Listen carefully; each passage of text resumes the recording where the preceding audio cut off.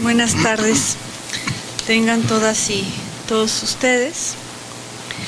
Siendo en este momento las 14 horas del día 19 de octubre del año 2017, damos inicio a la sesión pública de resolución del Tribunal Electoral del Estado de Querétaro convocada para esta fecha. Secretario General de Acuerdos, verifique el quórum legal y sírvase dar cuenta con el orden de los asuntos a analizar y resolver en esta sesión pública. Con su autorización, magistrada presidenta. Están presentes, además de usted, el magistrado Martín Silva Vázquez y el magistrado Sergio Arturo Guerrero Olvera, integrantes de este órgano jurisdiccional. Por tanto, en términos del artículo 32 de la Ley Orgánica del Tribunal Electoral del Estado de Querétaro, existe quórum para sesionar. Los asuntos a analizar y resolver en esta sesión pública son el proyecto de resolución correspondiente a los juicios locales de los derechos político-electorales identificados con las claves TEQ-JLD-18, diagonal 2017, TEQ-JLD-19, diagonal 2017 y TEQ-JLD-20, diagonal 2007, así como el diverso proyecto del TEQ-JLD-21, diagonal 2017, todos precisados en el aviso fijado en los estados de este tribunal. Es cuanto, magistrada presidenta, magistrados. Gracias, secretario. Magistrados, está a su consideración el orden propuesto para la discusión y resolución de los proyectos previamente circulados. En caso de estar de acuerdo, en votación económica a favor de manifestar. De acuerdo, a favor. Secretario Agustín Gómez Patiño, de cuenta conjunta con el proyecto de resolución de los juicios locales de los derechos político-electorales con claves de identificación TEQ-JLD-18, diagonal 2017, el 19 y el 20 de este tribunal, turnados todos a la ponencia del magistrado Martín Silva Vázquez. Con su autorización, magistrada presidenta, magistrados. Doy cuenta a ustedes con el proyecto de resolución de los juicios para la protección de los derechos político-electorales identificados con las claves TEC, JLD 18, 19 y 20, todos 2017, promovidos por Josefina Mesa Espinosa y diversas personas, en contra del acuerdo del Consejo General del Instituto Electoral del Estado de Querétaro, por medio del cual se aprobaron los lineamientos para garantizar el cumplimiento del principio de paridad de género en el registro y asignación de candidaturas en el proceso electoral ordinario 2017-2018 en el Estado de Querétaro. La ponencia considera que los medios de impugnación deben ser acumulados, desecharse únicamente por lo que corresponde a diversas personas y, por otra parte, confirmar el acuerdo que fue materia de impugnación conforme a los razonamientos que a continuación se precisan.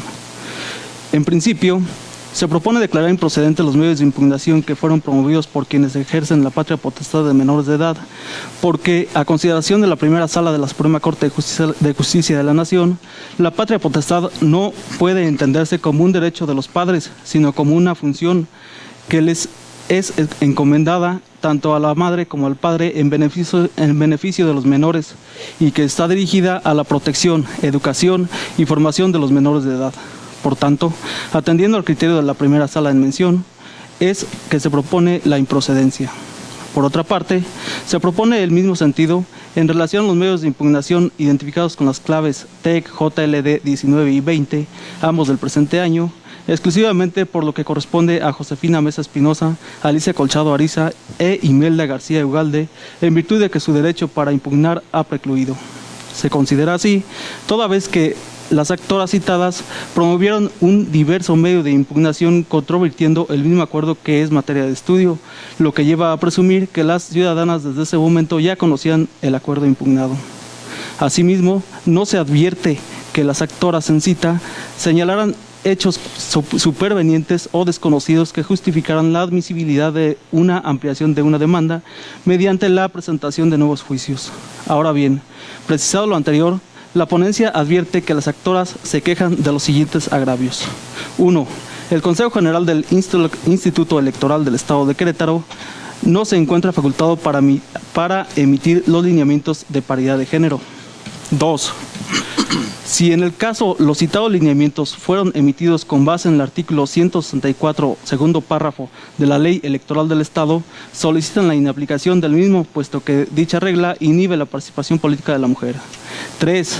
En la conformación de los bloques para ayuntamientos se debe aplicar la regla establecida en el artículo 116, fracción segunda, de la Constitución Política de los Estados Unidos Mexicanos, en lo relativo a considerar la densidad demográfica del espacio territorial de los municipios, así como el presupuesto que le es otorgado a cada uno de estos.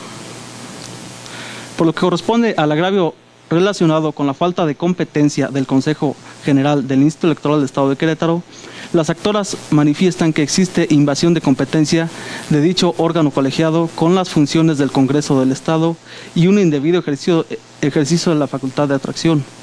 Al respecto, la ponencia propone declarar infundado el agravio expuesto porque no se considera que el Consejo General del Instituto Electoral haya invadido la competencia del Congreso del Estado, sino que únicamente ejerció la facultad reglamentaria que se encuentra establecida dentro de la legislación electoral del Estado. La facultad reglamentaria, a consideración de la Sala Superior del Tribunal Electoral del Poder Judicial de la Federación, es la facultad atribuida por el ordenamiento jurídico a determinados órganos de autoridad para emitir normas jurídicas abstractas, impersonales y obligatorias con el fin de proveer el exacto cumplimiento de la ley. En el caso, la facultad reglamentaria tiene sustento en el artículo 61, fracción 29 de la Ley Electoral del Estado, que dispone que el Consejo General del Instituto tiene competencia para emitir acuerdos que tengan como finalidad la debida observancia a la Constitución Federal y del Estado, así como la respectiva legislación secundaria. Igualmente, se considera que no le asiste la razón a las actoras en relación a que existe un indebido ejercicio de la facultad de atracción por parte del Instituto Electoral. A consideración de la primera sala de la Suprema Corte de Justicia de la Nación, la facultad de atracción es un medio de control con el que cierto organismo público atrae asuntos que, en principio, no son de su competencia originaria, pero que revisten interés y trascendencia. De forma que, si la facultad de atracción es el medio de control con el que cierto organismo público atrae asuntos que no son de su competencia originaria, es evidente que lo que ejerció la autoridad responsable no fue una facultad de atracción, sino la facultad reglamentaria por medio de la cual reglamentó la aplicación del principio de paridad en el proceso electoral que ahora se desarrolla en el Estado. Por lo que corresponde al agravio relacionado con la solicitud de inaplicación del artículo 164, segundo párrafo de la Ley Electoral del Estado, se considera que el proyecto no le asiste la razón. Para evidenciar lo señalado, se considera necesario exponer que las normas jurídicas gozan de una presunción de constitucionalidad al ser confeccionadas por los legisladores en cuanto a representantes del pueblo, además de haber sido creadas conforme a las directrices previstas en la propia Constitución Federal para su conformación. El punto de partida para analizar si una norma es legal conforme a la Constitución inicia con la presunción de constitucionalidad, siendo necesario derrotar dicha presunción mediante argumentos tendentes a hacer clara y manifiesta la existencia de una contradicción.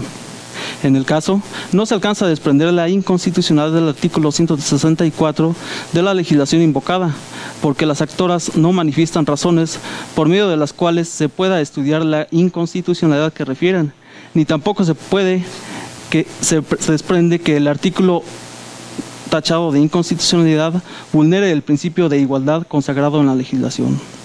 Finalmente, por lo que corresponde al agravio que, en palabras de las actoras, en los lineamientos impugnados se omite en considerar y elevar a rango obligatorio dos variables fundamentales, como lo es la densidad demográfica del espacio territorial en el que se ejercen los cargos y el ejercicio presupuestal de cada uno de los bloques del ayuntamiento, se estima infundada la pretensión. Se considera así en virtud de que del análisis realizado al artículo 164 de la ley electoral, así como de los lineamientos que reglamentan la paridad de género en la integración y postulación de los órganos de elección popular en el Estado, se concluye que el modelo resulta idóneo, razonable y eficaz en relación con la aplicación del citado principio. Robustece lo anterior los diversos criterios de la Suprema Corte de Justicia de la Nación que han sido sostenidos en distintas acciones de inconstitucionalidad, la forma de aplicación del principio de género, del principio de paridad de género en las entidades federativas. Cabe agregar que, con el afán de dar cumplimiento al principio de paridad previsto en la Constitución Federal, la legislación convencional y general en el Estado de Querétaro, en lo que interesa, se ha dispuesto la creación de 3 bloques con la votación más baja, media y más alta, cada uno integrado por 6 municipios, lo cual garantiza la igualdad de oportunidades en el acceso a los cargos públicos. Los partidos políticos integran paritariamente cada bloque y ante números impares se garantizará la alternancia de los géneros subrepresentados en cada bloque. En el artículo 12 de los lineamientos, en armonía con los preceptos 158, párrafo segundo, 160, párrafo primero y 163, indican fórmulas homogéneas y mixtas que para integrar las planillas de mayoría relativa de los ayuntamientos, lo cual garantiza que en todos los municipios se postulen el 50% de mujeres, lo cual es acorde con lo sostenido por la Suprema Corte en lo que respecta a que la paridad se debe garantizar al momento de la postulación y registro. El artículo 17 de los lineamientos, en concordancia con el diverso 157, párrafo segundo, 160, párrafo segundo y 161 de la ley electoral, estipula expresamente que las planillas deben cumplir con los criterios de paridad vertical y horizontal y ante alguna integración impar se debe optar por asignar al sexo femenino. Asimismo, se prevé el mecanismo de alternancia de géneros hasta agotar las listas.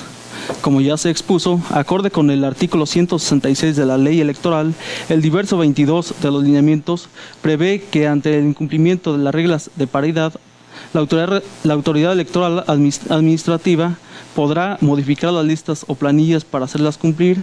Igualmente se prevén sanciones como la negativa o cancelación de registro.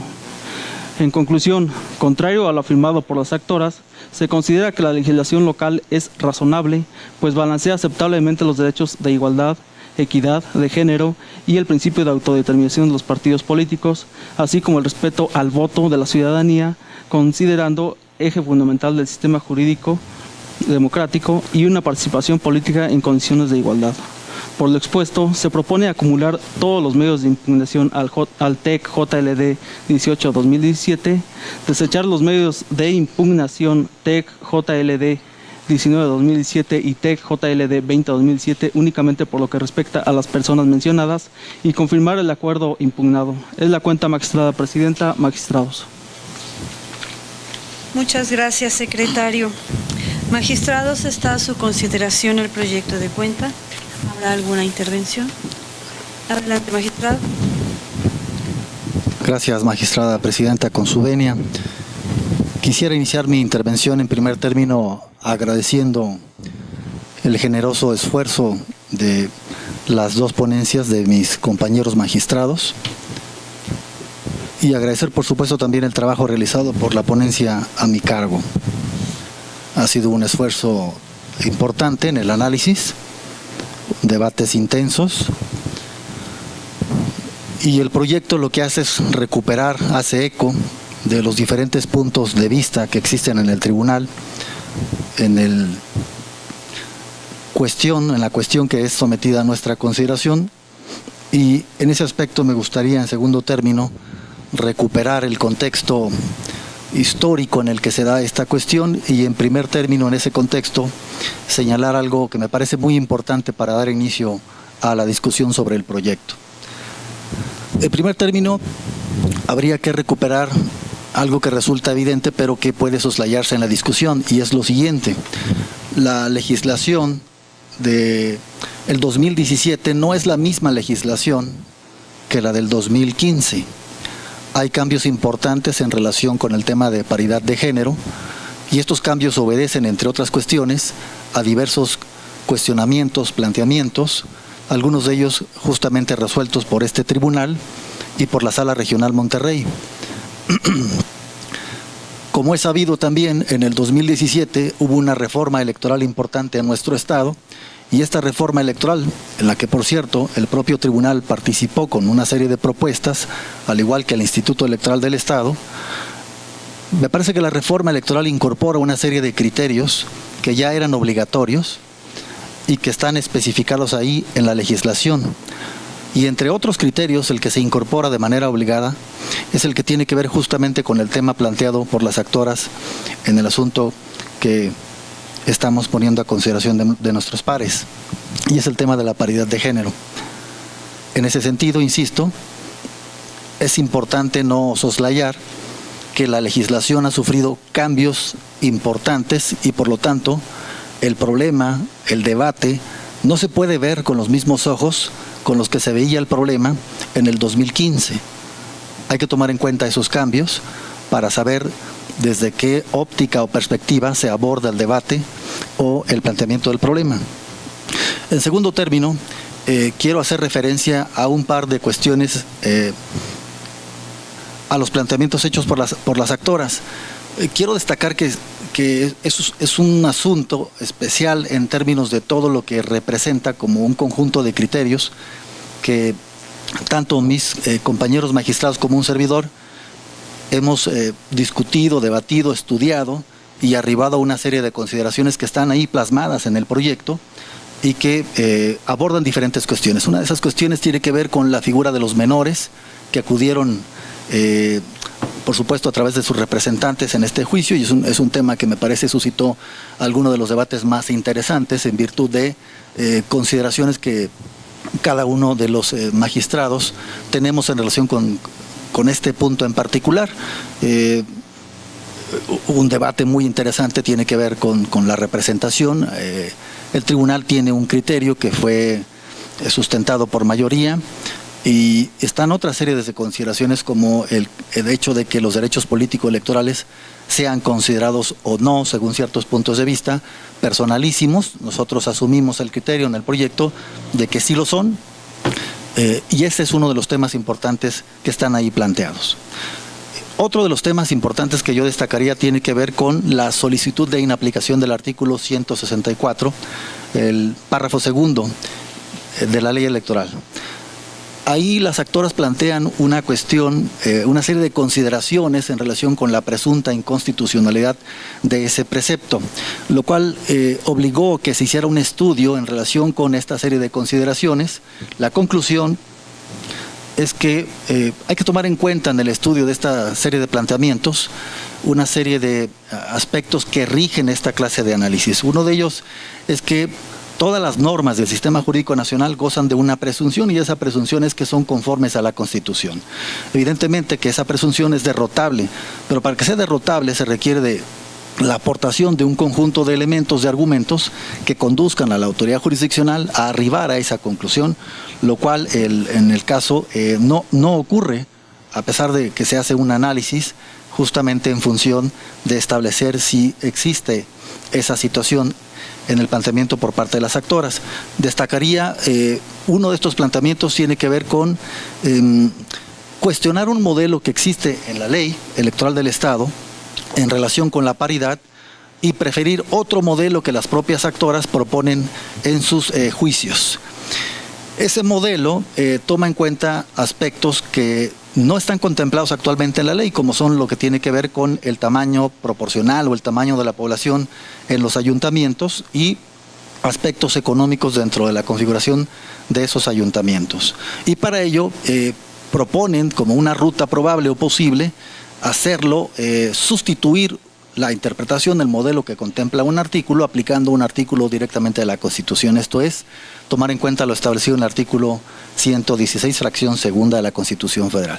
En el estudio de este asunto, lo que el proyecto propone es declarar infundada esa pretensión, entre otras consideraciones, por lo siguiente: el artículo 116 de la Constitución sí es verdad que hace referencia a cuestiones de población, pero la referencia que hace a las cuestiones de población en el 116 no tienen que ver en una lógica de lo que proponen las actoras, es decir, no son parámetros establecidos en la Constitución para la designación de los diferentes cargos de elección popular. Lo que hace la Constitución en el artículo 116, fracción segunda, es establecer una regla de mínimos. Estos mínimos se traducen en que en ningún caso, bajo las reglas que se establecen ahí, puede haber menos diputados en relación con determinada cantidad de población. Como se puede apreciar, esta regla de mínimos permite que el legislador de los estados, los legisladores en los estados, no puedan arbitrariamente determinar un número X de diputados en la conformación de un Congreso. La Constitución nos brinda una regla de mínimos en función de la población. Pero esa regla de mínimos no es posible equipararla a una regla para establecer un modelo de paridad en relación con la elección, con los diferentes cargos de elección popular. Eso es parte de lo que analiza y aborda el proyecto en ese sentido, y por eso consideramos que es infundado, digamos, el alegato planteado por las actoras en esos términos. Un segundo aspecto que quiero destacar es el relativo al agravio relacionado a considerar criterios de densidad demográfica, como lo he dicho anteriormente. Eso supone, como ya he dicho anteriormente, proponer un modelo que en el alegato de las actoras deberíamos preferir en función del ya existente en la ley.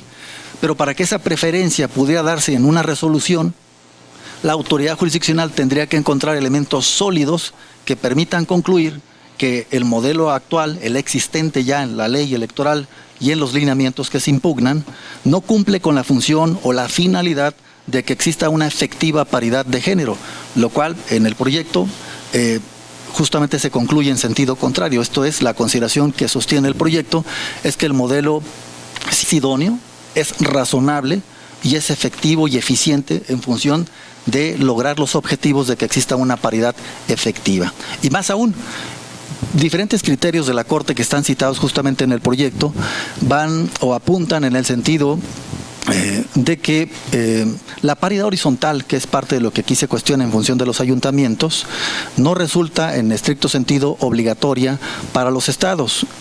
Es importante resaltar, y formó parte también de una intensa discusión, que Sala Superior, como bien saben, tiene un criterio en un sentido diferente al considerar tanto la paridad vertical como horizontal como obligatorias. En el caso de la Corte se aparta de este criterio.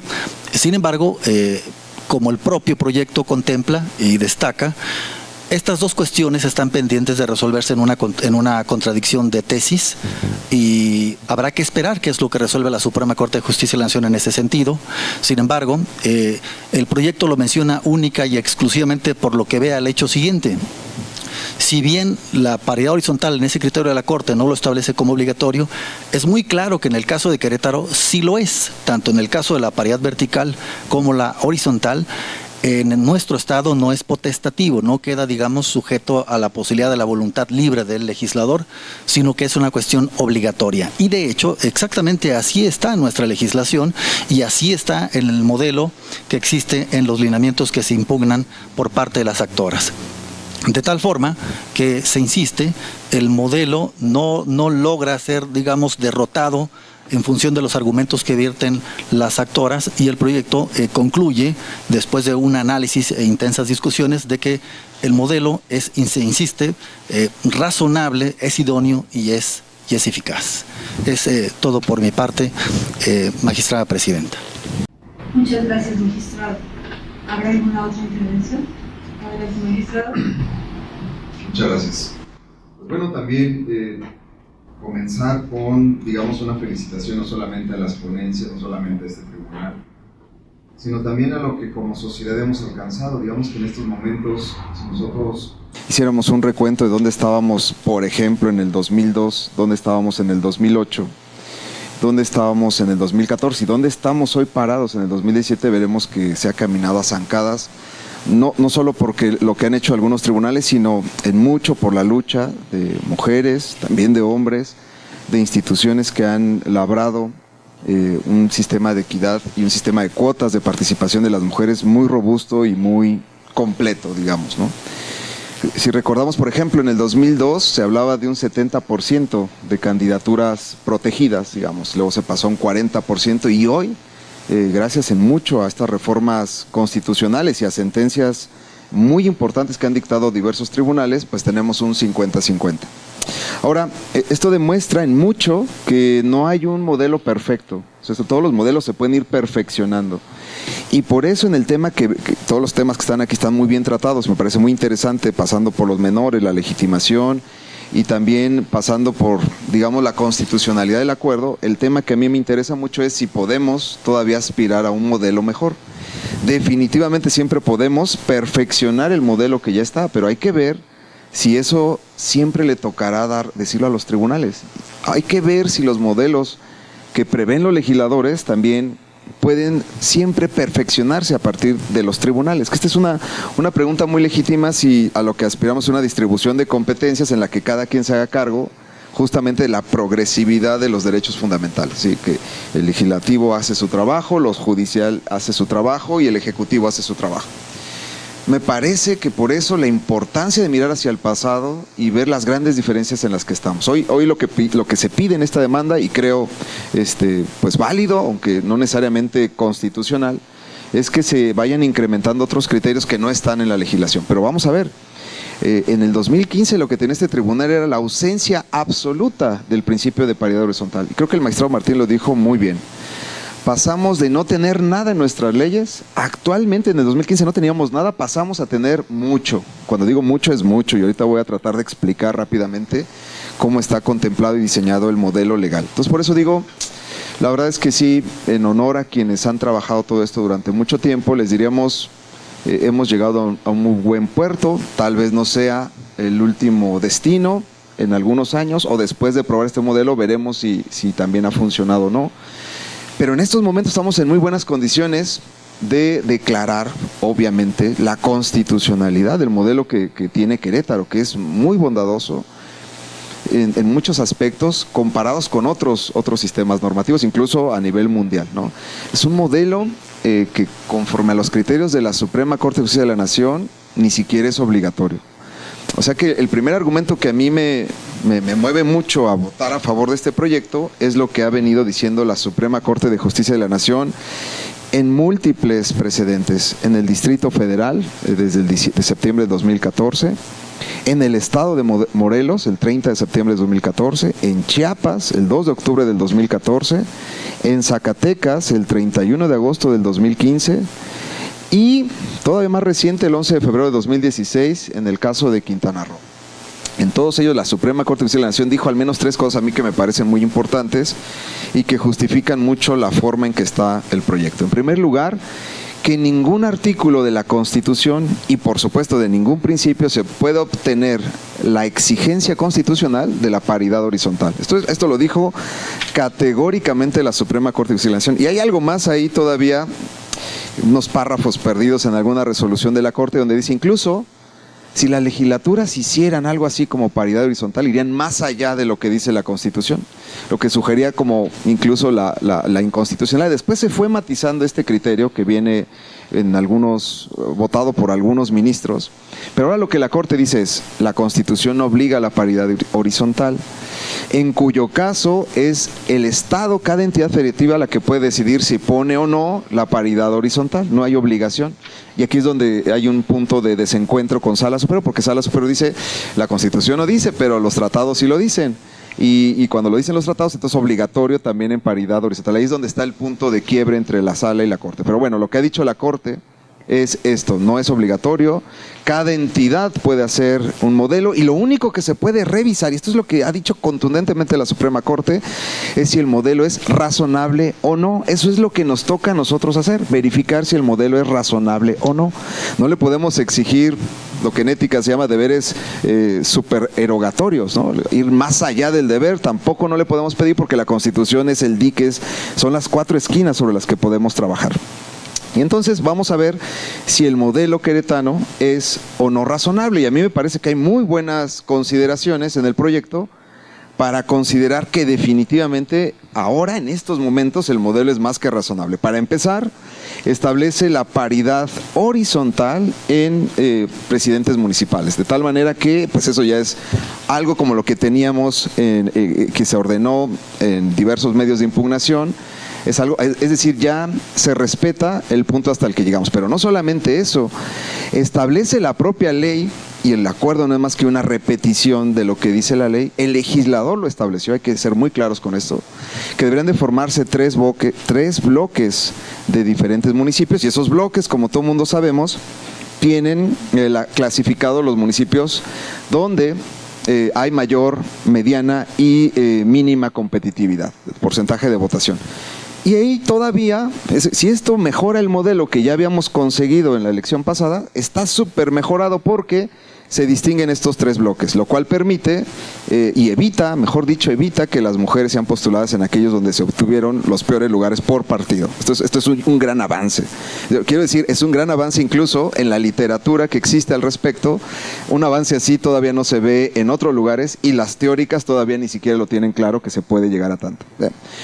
Pero vamos aún más. En cada bloque todavía cabe un tercer refuerzo de paridad que está hecha por el legislador, donde dice: de cada bloque usted no puede destinar los municipios que estén en peores condiciones a las mujeres. Esto la verdad, es un muy buen modelo, es un modelo muy aceptable, es un modelo razonable, y está complementado y es integral, incluso porque prevé facultades para el Instituto Electoral de rechazar aquellas postulaciones que no sean acordes a estos criterios. No solamente eso, sino que además, para asegurar la paridad efectiva, establece que en el caso de que municipio por municipio falte algún género o algún género esté subrepresentado, haga los acomodos, haga las reasignaciones con el género que está en esa situación de desventaja.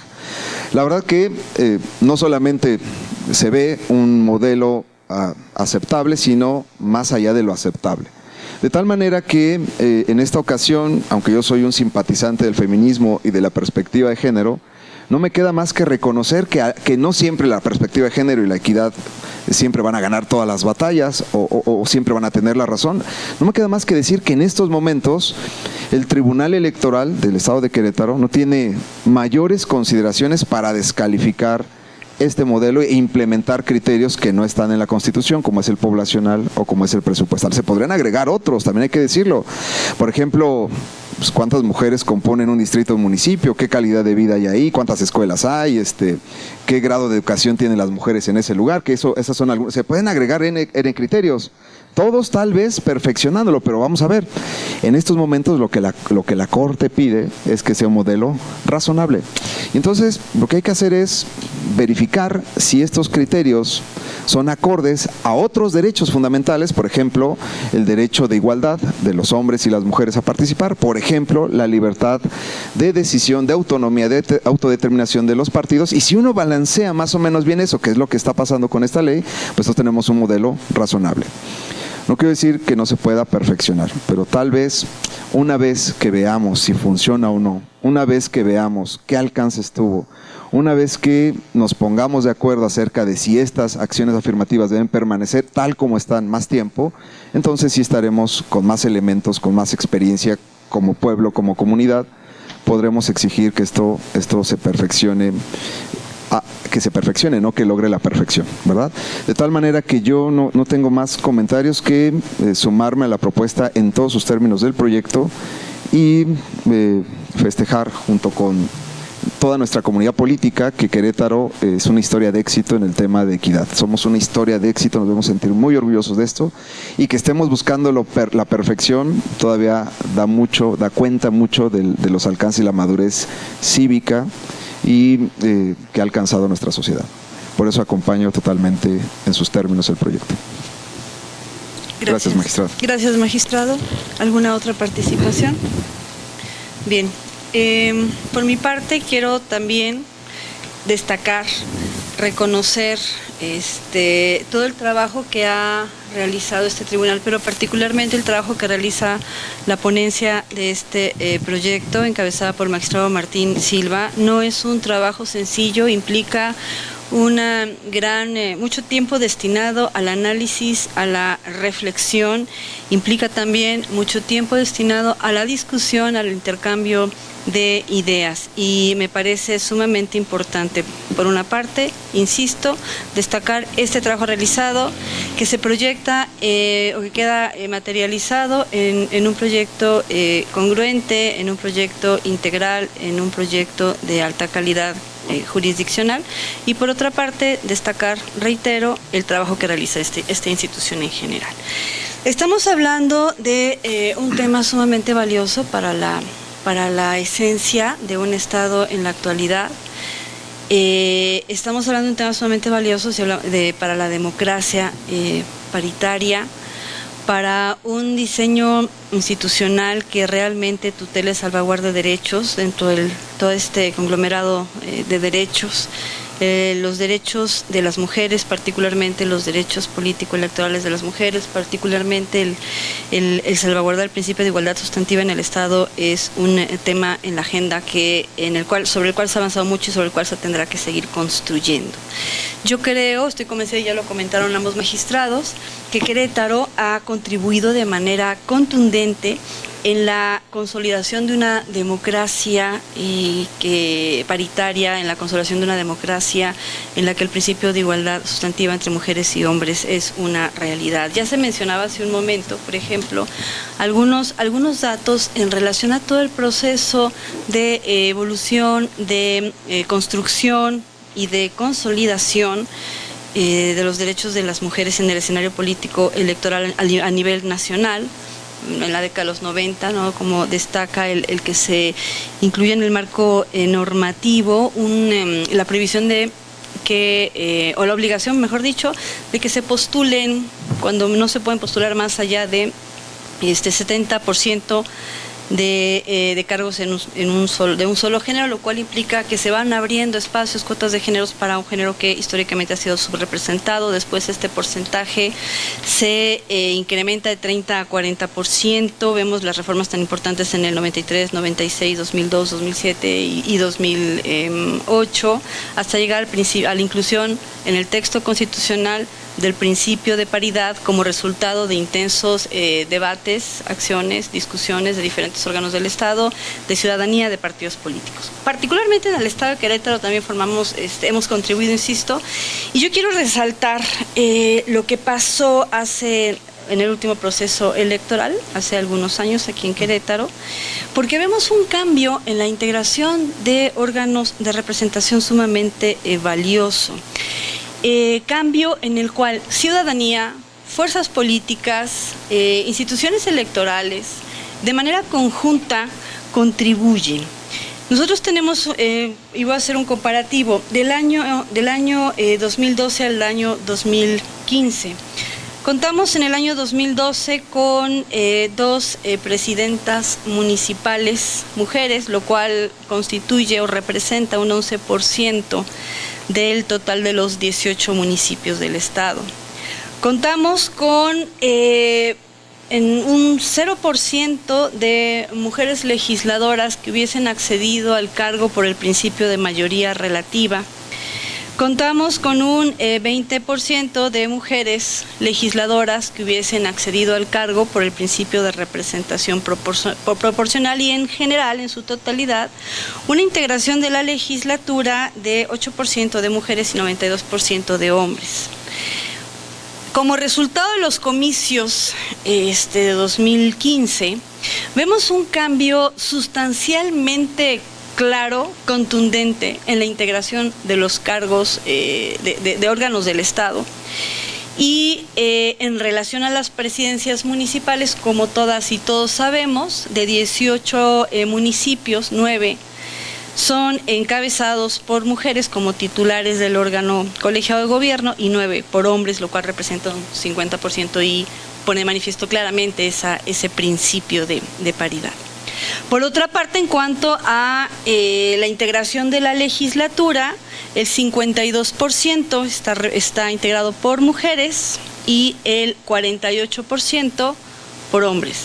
Vemos un cambio contundente. ¿Qué es lo que pasa? Pues bueno, el cambio en la conciencia democrática, cívica, jurídico-política de la sociedad queretana, de las instituciones queretanas, contribuye de forma contundente. Cuando inicia el proceso electoral en aquel contexto, como lo mencionan ya mis pares, las condiciones existentes desde el punto de vista legislativo son totalmente diferentes. Hoy iniciamos en otro entorno. Son totalmente diferentes y en gran medida la responsabilidad de generar cambios pues recayó en ese momento, no totalmente, pero sí destaco, derivado de ciertas sentencias que se dictan en ese tribunal, pues en el tribunal electoral, pero eso como resultado de contribuciones ciudadanas, por supuesto. Y se resolvieron diferentes asuntos, fueron más de 20 asuntos específicamente relacionados con el tema de igualdad sustantiva, el tema de paridad de género. Y creo que eso pone en manifiesto el compromiso institucional, porque insisto, es importante la labor que realizó al respecto el Tribunal Electoral del Estado de Querétaro, pero no es una labor que únicamente realizó este tribunal, sino que realizan diferentes instituciones, ciudadanía y fuerzas políticas.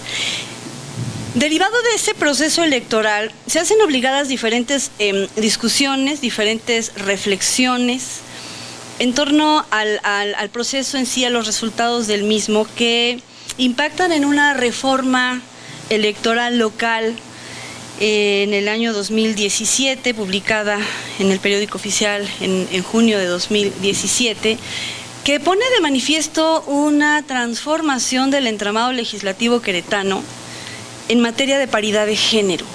Es de destacarse la forma en la que a partir de diferentes proyectos o propuestas de reforma legislativa se genera un cambio y se destaca, o dentro del cual destaca el principio de paridad horizontal, que el día de hoy es una realidad en nuestra entidad, que el día de hoy está establecido en la legislación,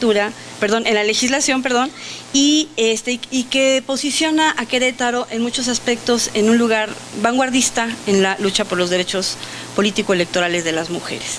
Bien, destaco este escenario porque ahora inmersos en este proceso electoral, si bien iniciamos con nuevas condiciones, también es de resaltarse que el compromiso institucional y el compromiso de las fuerzas políticas y el compromiso de la ciudadanía se mantienen. Vamos a ver, a raíz de los resultados de este proceso electoral, qué nuevas reflexiones se generan, qué nuevas discusiones tienen lugar y cuáles serán las nuevas acciones que se vayan concretando, tanto jurisdiccionales como legislativas y administrativas, en beneficio de la igualdad sustantiva. Es importante que esa igualdad formal que ha sido plasmada ya en la legislación electoral queretana se sostenga y se proyecte a través de una igualdad sustantiva, condiciones reales, efectivas, de participación de mujeres y de hombres en la integración de órganos del Estado y en la toma de decisiones públicas y de decisiones políticas de nuestra entidad. Particularmente en relación al proyecto, pues no diré ya mucho porque creo que la exposición que han hecho los magistrados ha sido muy clara. Sin embargo, considerando estos planteamientos y la pretensión que persiguen estos medios de impugnación que han sido interpuestos en contra de del acuerdo que establece o que aprueba los lineamientos de paridad para el Estado de Querétaro, aprobado por el Consejo General del Instituto Electoral del Estado de Querétaro, pues nos conllevan a hacer algunas reflexiones. Insisto, ya están planteadas, simplemente lo retomo de forma muy general. Se arguye que el Consejo General no goza de la genera una invasión de competencias, ejerciendo una facultad que no le corresponde. Se arguye la necesidad de inaplicar un precepto de la ley electoral del Estado de Querétaro por considerarse que es contrario a la Constitución al invalidar, al enfrentarse a un principio tan importante como es el de igualdad sustantiva. Y por último, se hace la propuesta del establecimiento de un nuevo modelo que garantice la paridad a partir de diferentes criterios, de unar diferentes criterios, como lo son el criterio demográfico y el criterio de carácter presupuestal en relación al presupuesto que se asigna a cada municipio dentro de los diferentes bloques. Es muy importante que se interpongan estos medios de impugnación que demuestran el compromiso ciudadano, y es muy importante la reflexión que estos conllevan.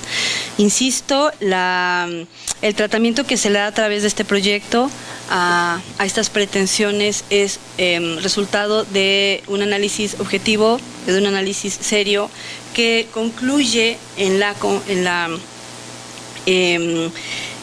afirmación de que este modelo legislativo y administrativo que tiene el Estado de Querétaro en la actualidad está conformado a partir de diferentes elementos que sin duda alguna están garantizando el principio de paridad en nuestra entidad, que están protegiendo el principio de igualdad sustantiva en nuestra entidad. Por una parte, a partir del entramado legislativo con el que contamos, por otra parte, que particularmente en este artículo que es el 164, señala o presenta un modelo, un diseño a través de diferentes bloques que compromete a los partidos políticos a salvaguardar espacios de participación, de postulación de las mujeres y por supuesto lo que va a impactar en integración de cargos. Por otra parte, a través de unos lineamientos que establecen o suman otra serie de elementos para garantizar la paridad. Creo que tenemos un modelo muy valioso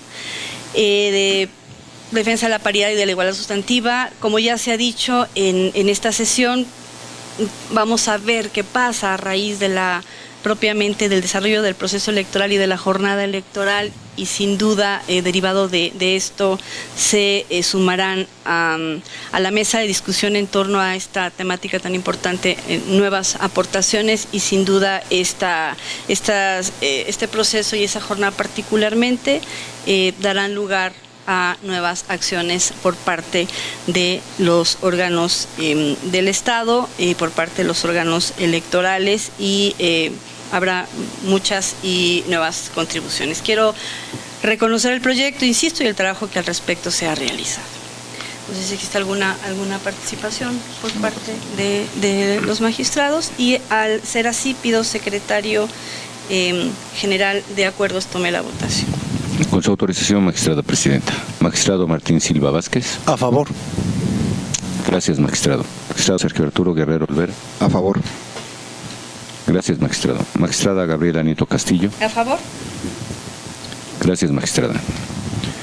Presidenta, le informo que el proyecto de resolución de los juicios locales de los derechos político-electorales con clave de identificación TQ-JLD-18/2017, TQ-JLD-19/2017 y TQ-JLD-20/2017 fue aprobado por unanimidad de votos.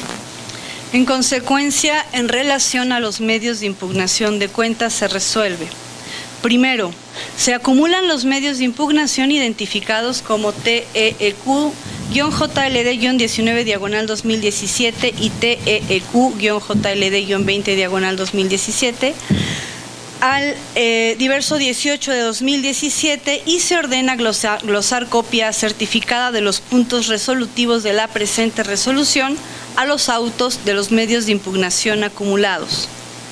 Segundo, se desecha el medio de impugnación TEQ-JLD-19/2017 en cuanto a las menores de edad, Josefina Mesa Espinosa y Alicia Colchado Ariza, así como el TEQ-JLD-20/2017, únicamente por lo que respecta a Josefina Mesa Espinosa e Imelda García Ugalde.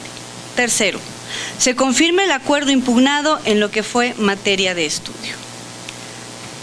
Secretario Ismael Camacho Herrera, pido de cuenta con el proyecto de resolución del juicio local de los derechos político-electorales con clave de identificación TEQ-JLD-21, diagonal 2017 de este tribunal, turnado a la ponencia del magistrado Sergio Arturo Guerrero Olvera. Con su autorización, magistrada presidenta, magistrados. Previa autorización de ustedes, me permito dar cuenta con el proyecto de sentencia relativo al juicio local de los derechos político-electorales 21, diagonal 2017. El juicio fue promovido por Alejandro Hernández Ramírez contra el acuerdo del Consejo General del Instituto Electoral del Estado de Querétaro relativo al dictamen que emite la Comisión Jurídica mediante el cual se aprueba el proyecto de lineamientos del Instituto Electoral del Estado de Querétaro para el registro de candidaturas independientes en el proceso electoral ordinario 2017-2018 y anexos consistentes en la convocatoria, formatos de manifestación de intención de aspirantes y especificaciones técnicas para el emblema. Asimismo, impugna la base cuarta, apartados 7 y 8 y 11ª de la convocatoria referida. En primer término, se estima que es socialmente útil estudiar la controversia planteada, a pesar de la circunstancia temporal que se presenta en el caso, debido a que, más allá del interés manifestado por la persona que promueve el juicio, se encuentra inmerso un interés público en relación a los requisitos para el ejercicio del derecho a ser votado. El actor argumenta que la autoridad responsable se atribuye funciones del legislador, porque en la legislación aplicable no se encuentran previstos los requisitos consistentes en la presentación de un acta constitutiva que acredite la creación de una persona moral constituida como asociación civil, ni tampoco la acreditación ante el sistema de administración tributaria, y anexar los datos de cuenta bancaria de apertura ante el Estado de Querétaro a nombre de la persona moral para recibir el financiamiento público y privado correspondiente.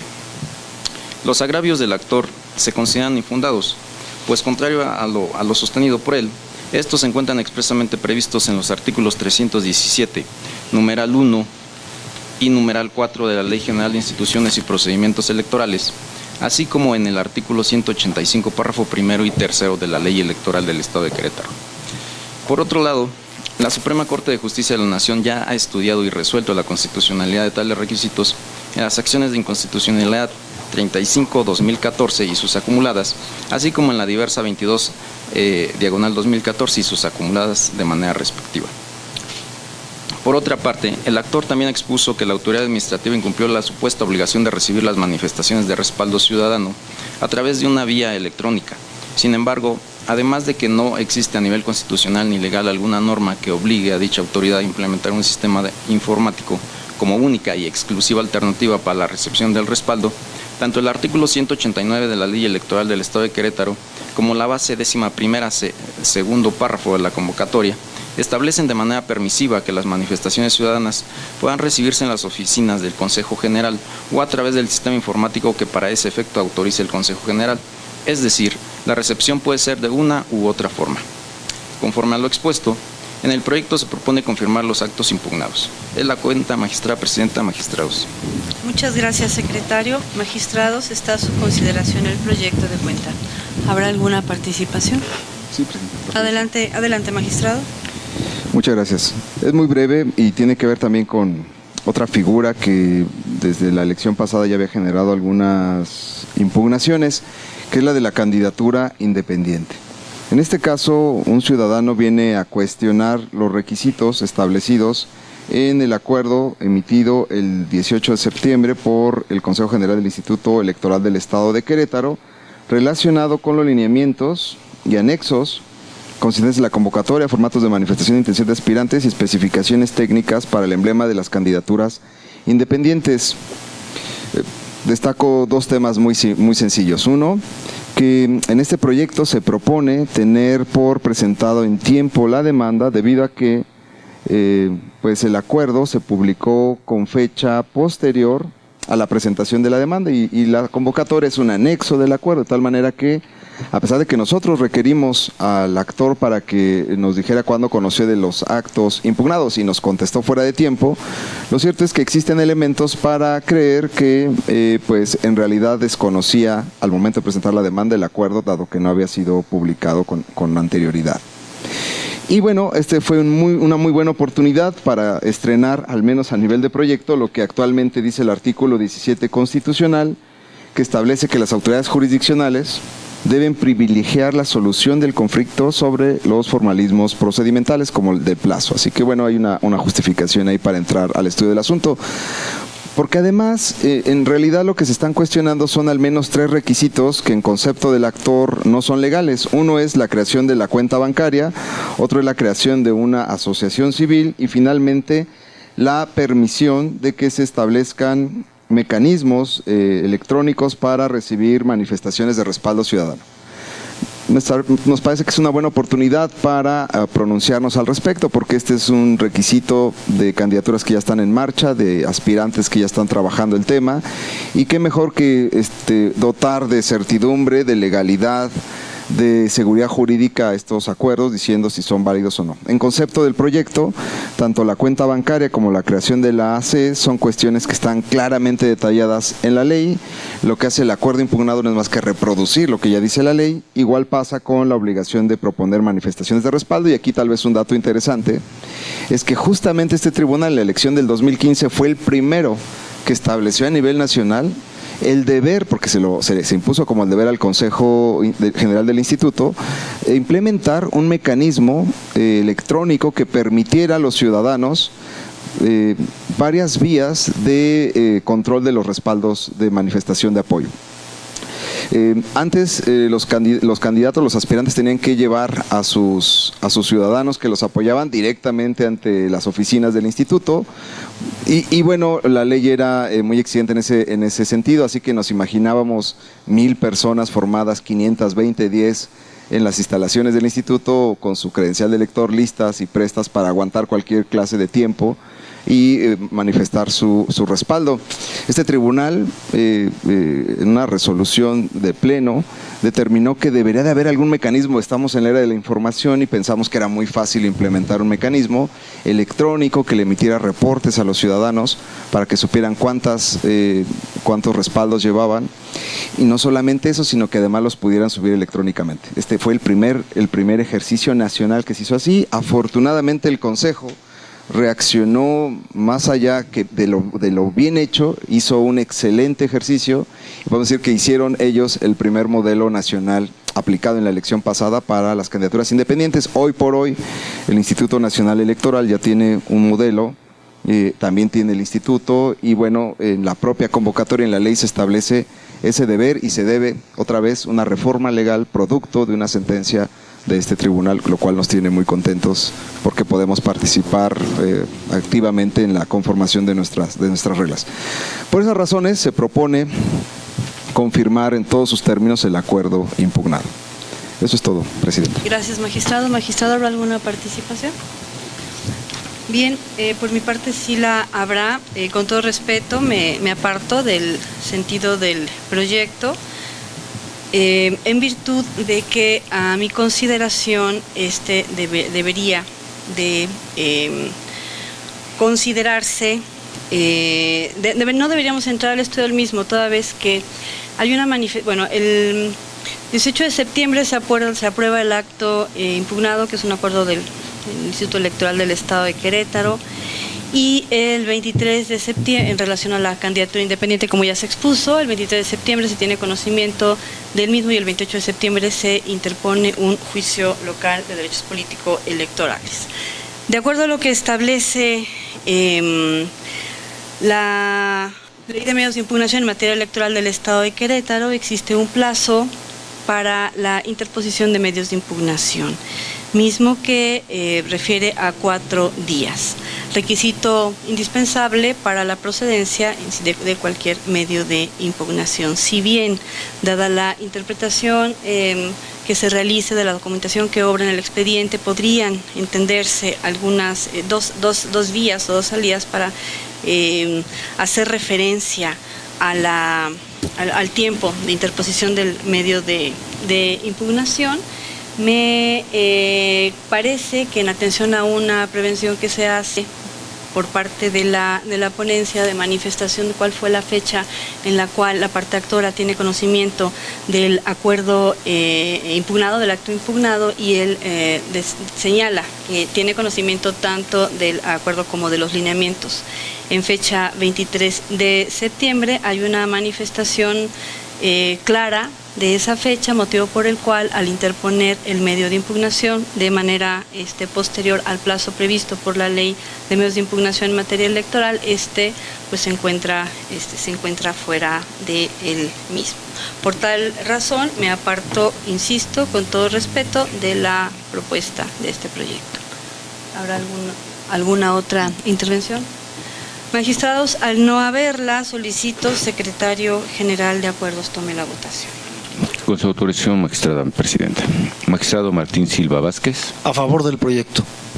Gracias, magistrado. Magistrado Sergio Arturo Guerrero Olvera. Reitero mi propuesta. Gracias, magistrado. Magistrada Gabriela Nieto Castillo. En contra del proyecto. Gracias, magistrada.